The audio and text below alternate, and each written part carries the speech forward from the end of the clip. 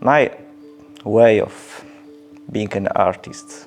It is the story of coincidence rather than planning and conscious actions. It was started in early ages when I get my first painting set from my parents, who were very considered aesthetic important.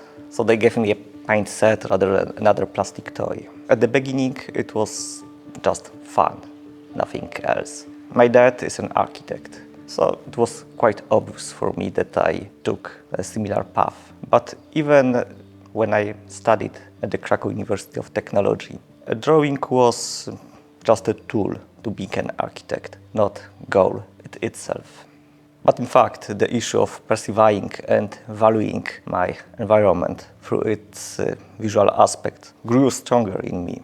I started taking photos during my studies, and for many years I completely lost my interest in other traditional techniques. But in fact, it was a lucky coincidence because photography is great in learning us how to capture a subject, choosing a frame, choosing a subject, valuing what's most important in this view, to choosing the one from many.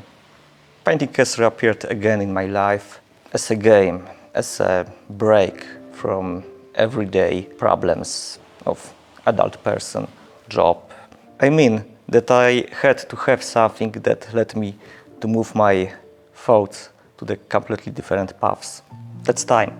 Art began to give me a satisfaction. It was a satisfaction from being good, and it was a desire to be a better. Being an artist at time was completely abstract thought for me, and still is. There was the beginning of development of social media then, so I'm looking for contact with other guys with similar passion, and I found out that my works are pleasant and people like them. It was like a drug then. I've painted a lot, night and day. I have been invited to take a part in some international happenings about watercolor, what was an absolute peak of happiness for me then.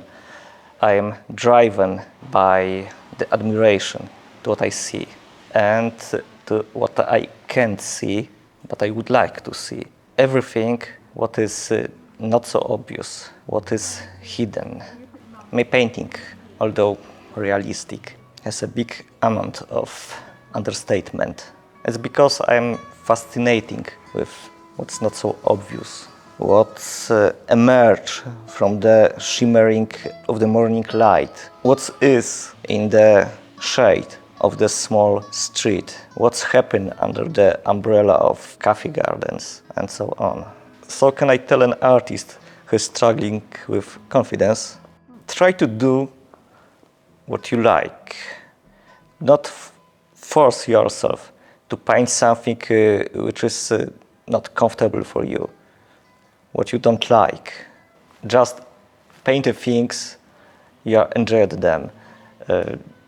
Don't try too much. If it's not that day, be here tomorrow. You always could be better, but you don't have to. Be a careful observer. Try to understand the phenomenon you're observing right now. What's the shape of the cloud? Why the light is going from the given direction? What's the nature of tree? Try to look at the world and try to understand it. Take a lot of photos. Take photos and do it consciously.